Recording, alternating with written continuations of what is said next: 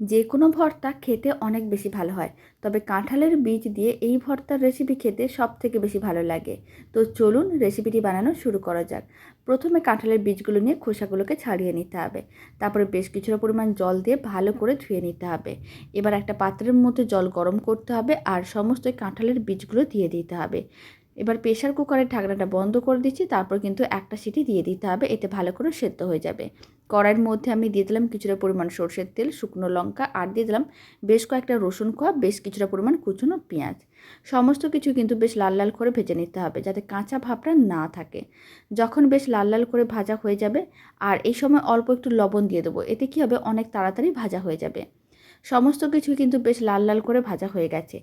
এবার তুলে এক সাইডে রেখে দিচ্ছি। প্রেসার কুকারের ঢাকনাটা খুলে নিলাম। আপনারা দেখুন বীজগুলো কিন্তু খুব ভালো করে সেদ্ধ হয়ে গেছে। আপনারা এই সময় খোসাগুলো ছাড়িয়ে নিতে পারেন বা খোসাগুলোকে রেখেও দিতে পারেন।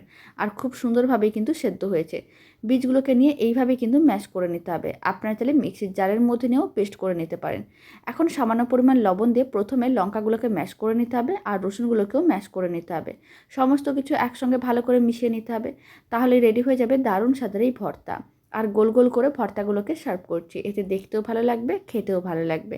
আপনারা বাড়িতে বানিয়ে দেখতে পারেন, বেশ ভালো হয়।